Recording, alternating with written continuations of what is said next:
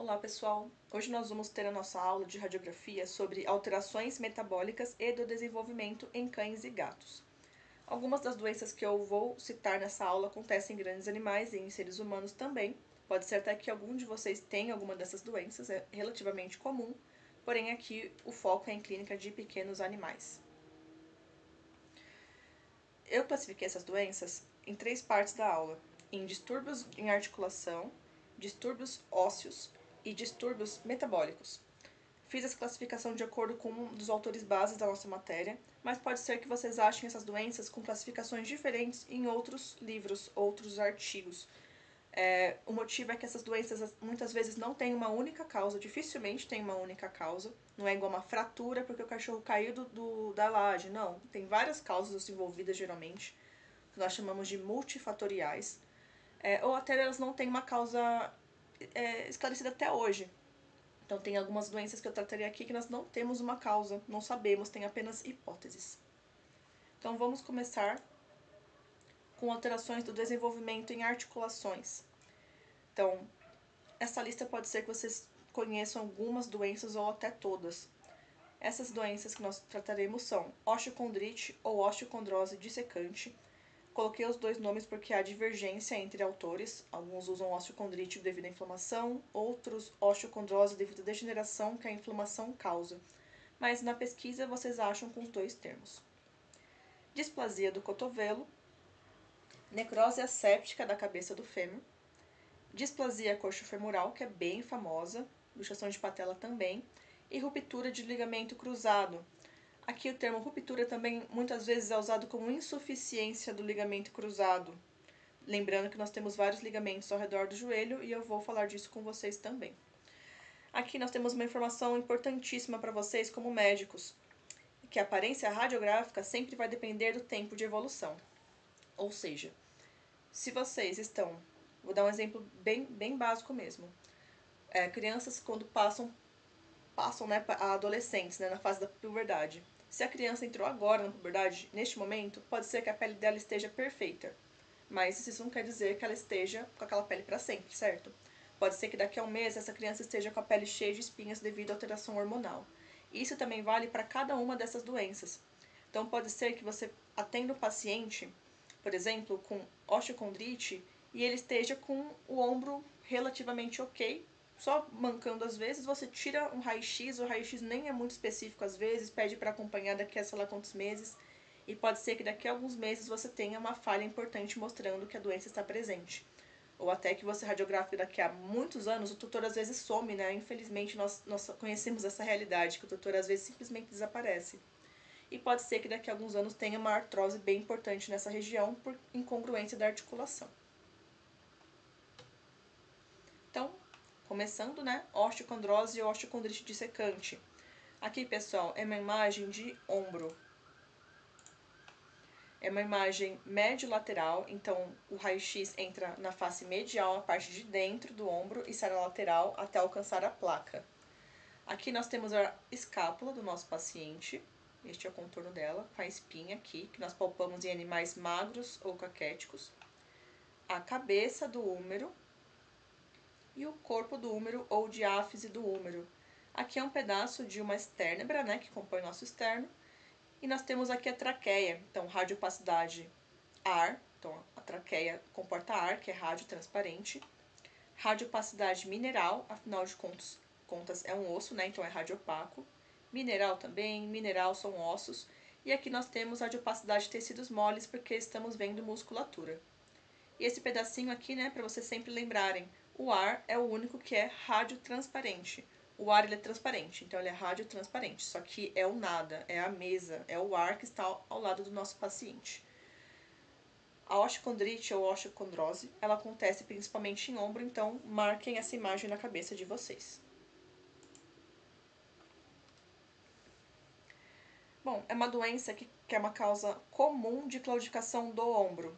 Então, quando vocês estiverem na clínica, chegar no consultório de vocês, um cão jovem, principalmente de raça grande e crescimento rápido, de 7 a 9 meses de idade, pensem em osteocondrose ou osteocondrite dissecante. Esses cães de raça grande, eles têm um crescimento muito rápido no geral, então é muito comum que vocês atendam um Rottweiler ou um Labrador agora e na próxima consulta ele esteja gigantesco. Cresce muito rápido, diferente de um Yorkshire que não tem muita coisa para crescer, né, se a gente for pensar bem. Principalmente nessa idade aqui é onde eles começam o amadurecimento sexual e eles têm um crescimento rápido, eles espicham, falando popularmente, eles crescem pra caramba. O que acontece nessas raças grandes de crescimento rápido na cidade? Então, Rottweiler, Labrador, Golden, São Bernardo, raças grandes no geral. Muitas vezes, a construção óssea e da cartilagem na superfície desse osso, né, lembrando que cada articulação móvel tem cartilagem revestindo na parte que faz esse movimento, acontece que às vezes, falando popularmente, essa cartilagem ela não foi construída, ou até a superfície óssea, nós veremos isso em outras doenças, não foi construída de um jeito tão adequado. Então imaginem que nós temos uma semana para construir uma casa. Se for uma pessoa muito experiente, até que pode ficar relativamente ok. Se não for, a casa vai ficar torta, vai ser tudo feito rápido, não vai ter aquela perfeição, aquele capricho em fazer tudo. Às vezes vai ter defeito em encanamento, em parte elétrica. É isso que acontece quando esses cães crescem super rápido. Então, muitas vezes, há uma disfunção da ossificação endocondral. Então, a função da ossificação que acontece naquela superfície daquela cabeça do úmero, ela é prejudicada porque acontece muito rápido. Isso leva ao espessamento da cartilagem, e essa cartilagem espessada, que não foi feita de um jeito muito legal, tem uma maior chance de fragmentação. Aqui, pessoal, preste atenção no seguinte, há vários autores falando várias versões disso, então eu deixei do jeito mais resumido possível. Mas basicamente nós temos um espessamento da cartilagem e uma maior chance de fragmentação, porque a ossificação daquela superfície óssea está acontecendo muito rápido. Está tudo bem desordenado num cachorro crescendo muito rápido. Acontece principalmente na cabeça do úmero, mas pode acontecer, por exemplo, no tarso, no joelho, não tem regra, mas o mais comum é no úmero. E pode acontecer de modo bilateral. Tudo depende do azar do nosso paciente. Basicamente é isso. Modo bilateral é sempre muito pior, né? A gente pensa isso porque vai ter dor dos dois lados. Mas também pensem que quando nós temos uma alteração no membro direito, o paciente vai poupar o membro direito e sobrecarregar o esquerdo. Então isso aqui não vai ditar pra gente se o paciente vai ter um quadro melhor ou pior na vida real mesmo, né? Depende muito de como o tutor vai abordar essa doença com você, como que ele vai topar o tratamento e como você vai conduzir o caso. Aqui nós temos uma articulação do ombro de um livro de anatomia, um desenho bem legal, lembrando vocês que nós não temos só a cabeça do úmero e a cavidade glenoide, que é aquele encaixe que faz a articulação do ombro com o úmero. Nós temos a cápsula, que tem receptores de sensibilidade, a gente sente dor quando a gente tem a cápsula puncionada ou qualquer trauma ali. E nós temos também ligamentos que ficam intra-articulares, não só ligamentos ao redor na parte de fora, nós temos dentro também. Quando nós temos uma fragmentação dessa cartilagem, então digamos que esse cachorro cresceu super rápido e ele perdeu esse taquinho aqui da cartilagem. Por que a osteocondrite a gente chama de dissecante? Porque a gente fica... Aqui fez um defeito na hora que eu fui fazer isso. Porque quando essa cartilagem ela fica solta, ela se solta da cabeça... Nossa, tá dando um bug aqui. Quando essa cartilagem ela faz um flap, ela se solta da cabeça, ela fica dissecante, como se eu tivesse dissecado com um bisturi. Ela fica solta. Imagina que você é um labrador correndo por aí com uma pedrinha no sapato, que seria uma pedrinha dentro do ombro. Isso dói. Isso causa bastante incômodo. Aqui é uma imagem de uma articulação. Isso aqui é um estudo feito em suínos. Isso aqui é uma articulação que apresenta osteocondrose. Nós temos aqui um osso normal ao redor, né? Na verdade aqui não. Um osso totalmente normal aqui ao redor. Aqui nós temos uma área esquisita parecendo que está afundado. Aqui também. E aqui nós temos nitidamente uma área que está solta. Parece mesmo que alguém pegou um bisturi e fez um flap. Dissecou essa parte.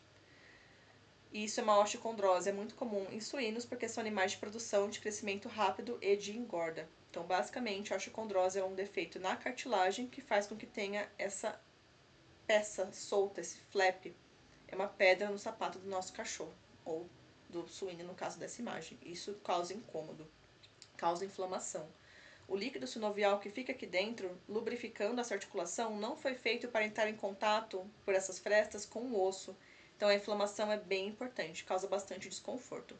O líquido sinovial foi feito para ficar ali no espaço articular, fora do contato do osso, tendo contato apenas com a cartilagem.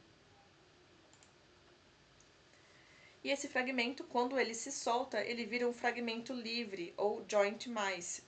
Muitos autores tratam desse jeito. Então, ele, além de ter feito aquela fissura, né, aquela dissecação que nós vimos na imagem anterior, às vezes ele simplesmente se solta e fica livre. Ele chega até a calcificar muitas vezes e vira literalmente uma pedrinha naquela articulação. Toda vez que o paciente anda, aquilo ali bate na cápsula e aquilo dói. Isso é uma imagem esquemática bem didática. E nós temos aqui uma imagem radiográfica. Vamos lá ver cada parte desta imagem radiográfica. Então, escápula, traqueia, então, a única coisa radiotransparente é o ar, né? Então, aqui nós temos o ar na traqueia, o ar ao redor do paciente e a articulação do ombro, literalmente igual nessa imagem. Essa seta branca apresenta a linha fisária, que está aqui nessa imagem também, então é um paciente jovem, lembra? Então, ele está crescendo, tem linha fisária aberta. Linha fisária é como se fosse uma impressora de osso. E aqui uma área radiotransparente. O que é uma área radiotransparente circunscrita e irregular? Em vez de estar radiopaca, igual o osso, que é mineral, ela está radiotransparente. Parece que eu vim aqui e tirei um pedaço com uma colher. Isso aqui é uma falha. Nós temos uma falha na superfície dessa cabeça do úmero. Ela fica irregular porque é um fragmento que simplesmente destacou e está expondo ali a cabeça do osso. Não tem mais a cartilagem protegendo aqui. Isso vai sofrendo inflamação e degeneração. Fica irregular mesmo. Aqui uma imagem mais parecida com a realidade, né? Não é tão grande, tão didático igual naquela imagem de apostila. Às vezes a gente vê um fragmento muito discreto. Isso aqui, ó, é a cartilagem que está começando a calcificar. E um clássico dessa doença que é o achatamento do osso subcondral. Então, em vez de estar redondinho, fazendo a curva, está simplesmente achatado. O que é o osso subcondral? Se nós formos olhar a palavra ao pé da letra, sub é embaixo, condral é cartilagem. Então, achatamento do osso que está embaixo da cartilagem. E um fragmento livre nesta outra seta. Antigamente havia a possibilidade de fazer, quando nós vimos essa imagem, né, com achatamento, uma artrografia, que é um contraste da articulação do ombro. Então, você retira uma quantidade X do líquido sinovial e completa essa quantidade X que você tirou com contraste iodado. Vocês terão aula sobre isso, sobre diferença de contraste iodado e de bário, mas por enquanto lembre-se que na articulação nós só podemos usar o contraste de iodo ou contraste iodado. Então, esse contraste iodado era aplicado na articulação, é indicado que você faça o movimento da articulação para que espalhe, para tentar ver essa falha aqui de contraste, né? Então tem esse contraste bem, o contraste é mineral, né? É minério. Tipo, ele não é radiotransparente, ele é bem claro, bem radiopaco. E a gente tende a ver essa falha aqui de ossificação, que é bem discreta. Hoje em dia, gente, nós temos outras possibilidades. Então, não tem um tratamento ideal para a osteocondrite ou osteocondrose. Esse tratamento ele é escolhido de acordo com a avaliação clínica e radiográfica. Geralmente, o tratamento cirúrgico não é usado para cães com pequenos defeitos na cartilagem e pouco desconforto. No entanto, quando é um desconforto importante, é um defeito importante na cartilagem, é feito cirurgia, seja retirando aquela cartilagem, seja por artroscopia. Falando em artroscopia, é um jeito de você diagnosticar e tratar na hora. Então, você entra com uma cânula ali naquela articulação, é bastante feito em equinos. Você olha literalmente como se estivesse entrando dentro da articulação e olhando para ela, o teto, o chão, tudo ao redor, vê onde está o defeito, faz a retirada e já tratou. Ou você pode fazer ressonância magnética para avaliar não só esse espaço com líquido para ver se tem algo diferente, mas também os tendões ao redor e dentro da cápsula. Essa questão de artroscopia ou de retirar, ou fazer cirurgicamente, né, a retirada, muitas vezes essa região onde fica a falha é debridada, tentando fazer uma leve cicatriz ali. Cartilagem não é muito eficiente fazer isso, para tentar minimizar a agressão do líquido sinovial na superfície do osso, tá? Mas basicamente não tem assim um padrão incrível de tratamento. É avaliado com o tutor, com você, com o radiologista, com o cirurgião, de acordo com a clínica do paciente. Ok? Opa. Pulando para outra doença articular relativamente comum, muito mais comum que a osteocondrite. Lembrando, gente, que nós temos siglas aqui, né? A osteocondrite ou osteocondrose dissecante é chamada de OCD. Aqui, algo muito mais comum que o OCD é a displasia de cotovelo. Aqui nós temos uma imagem ilustrativa para vocês lembrarem a carinha do cotovelo. Lembrando que é uma articulação feita por 3 ossos, né? Então, húmero, rádio e ulna, que é o osso mais longo. E os 3 articulam juntos, uma articulação complexa, fechada. Então, nós podemos ter uma incongruência entre o húmero e a ulna, entre o rádio e a ulna, entre rádio e húmero. Nós podemos ter várias alterações aqui, que no geral são chamadas de um jeito genérico de displasia do cotovelo. Então, basicamente, quando a gente fala de displasia, nós falamos do desenvolvimento anormal da articulação, que no caso aqui é do cotovelo, mas pode ser de outros locais também. É uma doença genética e multifatorial, então não só aquele indivíduo nasce com aquela mutação que vai predispor ele a ter isso. Quando eu falo de predispor, quer dizer que vai acontecer, mas é predisposto, na verdade, quando a gente fala isso, é um indivíduo que tem maior chance de desenvolver algo naquele local, né? Então ele não só tem maior chance de desenvolver uma alteração no cotovelo, como também ele pode estar em convívio com fatores que podem piorar ou melhorar essa clínica. Então imaginem que eu tenho 2 Goldens da mesma ninhada, ambos com displasia do cotovelo. Tem essa falha genética e eles são predispostos. Se eu criar um Golden num quintal com piso liso, com certeza ele vai ter muito mais osteoartrose, principalmente se ele for sedentário. Se eu criar o outro Golden da mesma idade, mesma ninhada, mesma falha genética, em um piso que é rústico e esse cachorro fizer fisioterapia e acompanhamento, ele vai ter uma osteoartrose bem menor e um desconforto bem menor. E dando o exemplo de Golden, né? Raças grandes e condrodistróficos. Então, pacientes que a gente olha são aqueles pacientes bem tortos mesmo, falando de um jeito bem popular, né? Então, por exemplo, um Shih Tzu, Lhasa, Bulldog, cães condrodistróficos são esses cães que a gente olha e a gente vê tortuosidades angulares. Também pode ser bilateral ou unilateral e pode ter intensidade diferente em cada lado. Aqui, gente, eu tenho um cão com displasia coxofemoral, displasia do cotovelo, o Zé, ele tem de um lado só e ele é SRD, tá? E ele é de porte médio, não é condrodistrófico. Eu dou esses exemplos pra vocês, mas lembrando que nós temos muito cão SRD na nossa rotina. Então a gente não sabe se o Zé, meu cachorro, qual que é a linhagem dele. Ele parece um pitbull com alguma coisa. Então é uma raça quase grande, uma raça que tem predisposição ao problema articular, mas isso não é regra. Vocês podem pegar um Spitz com displasia do cotovelo. Se lembrem sempre disso, não fiquem cegos com isso de raça. Os achados radiográficos eles podem ser vistos a partir de 4 meses de idade, mas vocês verão que a displasia de cotovelo tem várias alterações que podem levar esse nome, né? Tem pelo menos 3 alterações na articulação que levam o nome de displasia.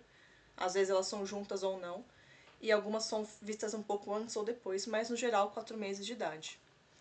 E o que acontece de especial aqui na displasia do cotovelo? Além da dor, né, da claudicação, essa incongruência articular leva à osteoartrose secundária. Então, toda vez que eu falar para vocês de qualquer coisa que deixe a articulação instável, incongruente, essa alteração pode levar à osteoartrose secundária. Então, é um cão que tem predisposição, um cão que já é displásico, a gente sabe que é displásico, a gente já sabe também e tem que informar o dono que ele tem predisposição à osteoartrose. Então, é um cão que deve receber uma boa alimentação, um bom manejo em relação ao local que ele fica. Então, se é um cão que... A gente tem que verificar se é um cão que fica no piso liso, se é um cão que sobe dessa escada, pula no portão, se é um cão que se exercita ou não, e indicar para o tutor o melhor jeito de fazer o manejo deste paciente, para minimizar os danos, né? Nossos pacientes vivem muitos anos hoje em dia. Antigamente, quando eu era aluna, eu lembro que houve um artigo falando que a média de idade nos cães em São Paulo, por diversos motivos, era de 6 anos de idade. Era um artigo antes de eu entrar na faculdade. Hoje em dia, a gente vê cão de 15 para 20 anos facilmente. Essa semana mesmo, eu atendi vários de 13, 14, 15 anos. Então, a gente tenta sempre minimizar isso aqui para que ele tenha uma vida, né, mais confortável até o final. E como eu disse, é um termo não específico e ele se refere a 3 lesões do desenvolvimento. Tem um asterisco aqui porque isso pode mudar, tá? Então, existe a osteocondrose no cotovelo também, né, que é a doença anterior que nós falamos. E alguns autores consideram uma quarta causa e outros autores não consideram porque ela não causa incongruência, ela é uma consequência da incongruência e do desenvolvimento anormal desse osso. Então, no geral, vamos falar sobre 3. Não união do processo ancônio da una, ou NUPA, doença do processo coronoide medial da una, DPCM, e a incongruência articular em si. Notem aqui que as 2 primeiras causas de displasia de cotovelo são na una. Então, aquele osso maior. Este osso aqui maior, a una. E a radiografia é a técnica de diagnóstico por imagem inicial. Há artigos falando que, para avaliar totalmente o cotovelo, é necessário pelo menos 5 radiografias bem feitas, ou seja, praticamente com o paciente sedado. Agora, se você for avaliar os 2 cotovelos, são 10 radiografias. E a gente fala de inicial porque é uma articulação com 3 ossos envolvidos. A gente não vê tão bem quanto uma tomografia computadorizada.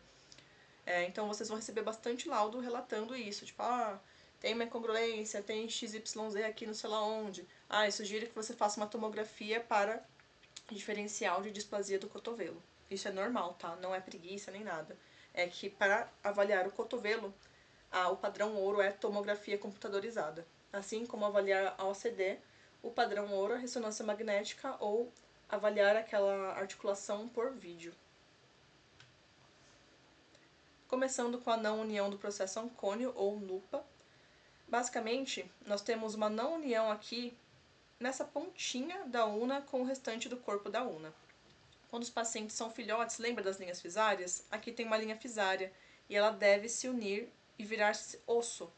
No caso de pacientes que têm esse tipo de alteração, ela não se une e ela continua solta. Então é como se fosse uma pedrinha no sapato. Eu vou usar bastante essa analogia. Então imaginem que quando o processo ancônio, que é essa parte aqui, essa parte destacada, ele desliza quando o paciente flexiona o braço, isso aqui fica solto, incomodando. O que leva com o tempo a osteoartrose. Então olha só aqui como o osso está normal, né? Com a cortical óssea bem lisa, e aqui nós temos essas irregularidades. E aqui nós temos essa linha radiotransparente, né, escura, entre o processo ancônio e o restante da una. E isso causa dor.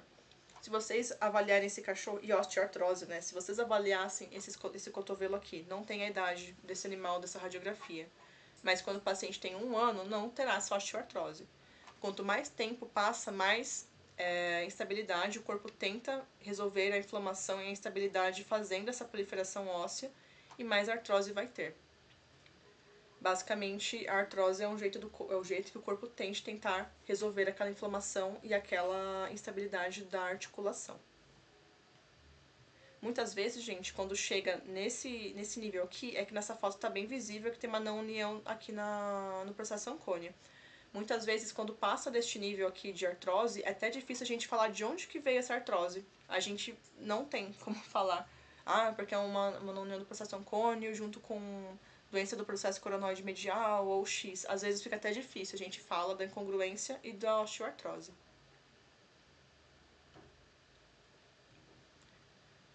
Outro causa de displasia do cotovelo, doença do processo coronoide medial. Vocês também encontram em livros mais antigos como fragmentação do processo coronoide medial, que é este carinha aqui, este pequeno fragmento que também deveria estar unido à una, mas ele está solto. Eles usam hoje em dia o termo doença porque às vezes ele não está solto, ele está simplesmente mal formado, igual nesta imagem aqui, com alteração morfológica. ele deveria ser bonito, contornado, um triângulo discreto aqui, e aqui ele tem uma pontinha. Imagina esse paciente grande, geralmente, né, correndo, fazendo força, uma força nessa articulação, né, neste sentido, e nós não temos essa, como se fosse uma mão francesa, né, essa mãozinha segurando a articulação e deixando-a estável. Isso às vezes provoca até alteração de entesopatia também associada à osteoartrose. Então aqui nós estamos vendo um cotovelo na projeção crânio-caudal, ou caldo cranial. Então nós estamos vendo de frente, diferente dessa imagem que eu mostrei para vocês em projeção médio-lateral, de lado. Então de frente nós vemos bem esse defeito, por mais que ele também possa ser visto em projeção médio-lateral, porém menos evidente. O defeito no caso está aqui, né? Mostrei na imagem normal. Aqui está totalmente saudável. Nós avaliamos também o espaço articular, né? Então aqui nós temos o húmero, epicôndilo do húmero, superfície do húmero. Aqui em cima, sobrepondo, faz parte da una. E aqui do ladinho nós temos o rádio, fica com bastante sobreposição. Aqui dá pra ver melhor. O rádio aqui. E a una aqui. Perdão, gente, meu PowerPoint tá fazendo esses bugs de traço pra cima, pra baixo, mas espero que tenha ficado explicado pra vocês. Então, outra causa de displasia do cotovelo. E a incongruência articular em si, que basicamente é um aumento do espaço articular entre o húmero e a una, rádio e una. Aqui é entre o húmero e o rádio em relação ao... a una e o rádio em relação ao húmero, que é demonstrado nessa imagem aqui, quase que igual. Olha só o espaço que nós temos aqui, sendo que deveria ser um espacinho minúsculo, ó, bem justinho, como se fosse uma engrenagem funcionando. Olha este aumento aqui e olha como deveria ser. Então imaginem esse paciente andando por aí com essa articulação frouxa, entre aspas, o desconforto que deve causar. Então também é uma causa de displasia do cotovelo e uma causa de osteoartrose no futuro. Lembrando, pessoal, que como são causas diferentes, a abordagem também pode ser diferente. Então aqui na displasia do cotovelo, a abordagem varia do tratamento dessa afecção. Ela pode incluir técnica cirúrgica especializada ou simplesmente tratamento conservativo. Vocês terão vários tipos de... Vocês verão, conforme vocês atendem, que há vários tipos de tutores que vão querer tratar isso ou não. Lembrando, né, que o diagnóstico precoce é essencial em qualquer tipo dessas doenças, né? Então, sempre que vocês atenderem filhotes de raças que são predispostas, raças grandes, conversem sobre. Mesma coisa do doença do processo coronoide medial, você pode fazer infiltração ou abordagem cirúrgica, tirando o fragmento. Muitas vezes faz só o procedimento conservativo. Também varia de acordo com o animal, o cirurgião, que o tutor escolhe. Para avaliar a cápsula, né, que nós não vemos no raio-x, nós indicamos, né, ressonância magnética. Mas, para avaliar a articulação, a congruência mesmo, nós podemos simplesmente fazer o padrão ouro, que é a tomografia computadorizada, que vai avaliar se está certinho, congruente, né, encaixado ou não.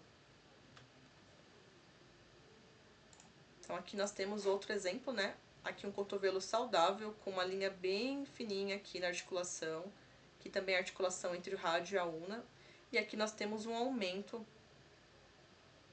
do espaço articular. Olha a diferença daqui para cá. Aqui também a gente vê até região onde nós temos o processo coronoide um pouco mais exposta, nós vemos diferença até no trabeculado ósseo. Então aqui é um cotovelo saudável e aqui é um cotovelo com alteração. Lembrando, né, gente, se o tutor optar de cara para fazer o tratamento conservativo, muitas vezes não há nem necessidade de fazer uma tomografia se não vai ter uma intervenção, tá? Então muitas vezes eu vejo colegas fazendo o tratamento com anti-inflamatório em crise, com medicação mesmo, né, indicando fortalecimento de musculatura, mas sem a realização de um exame avançado de imagem. E ao invés disso, pedindo para o tutor investir na qualidade de vida, mudança de ambiente para esse paciente, já que o tutor muitas vezes já fala que não quer fazer procedimento cirúrgico e não quer investigar, infelizmente. Mas é seu papel oferecer o tratamento adequado, caso seja necessário. Então, Mesmo que o tutor olhe pra gente e fale, não, eu não quero, eu só vim aqui pra medicar pra dor XYZ. É nosso papel como médicos informar pra eles, olha, tá, eu vou fazer, a gente vai tratar essa dor dos pacientes. Mas o certo é que a gente faça XYZ pra tirar a causa e ter um prognóstico melhor. É nossa função. E aí é para isso que existe, por exemplo, o termo de não aceitação de exame ou de tratamento ou qualquer termo que tenha onde você trabalha. É nossa função informá-lo. Se o tutor não quiser ou quiser tratamento, inclusive, é nossa função registrar no prontuário com bastante detalhes que naquela data ele optou por fazer ou não optou por fazer o tratamento. Eu falo isso porque são alterações debilitantes, principalmente a displasia de cotovelo. Imagina um cão bem grande andando com uma articulação assim que não é tão funcional pela vida inteira. Uma hora ele vai parar de apoiar direito aquele membro. Nós não temos que fugir, não, isso não é minha responsabilidade. Mas nós temos a função de fazer a comunicação ao tutor.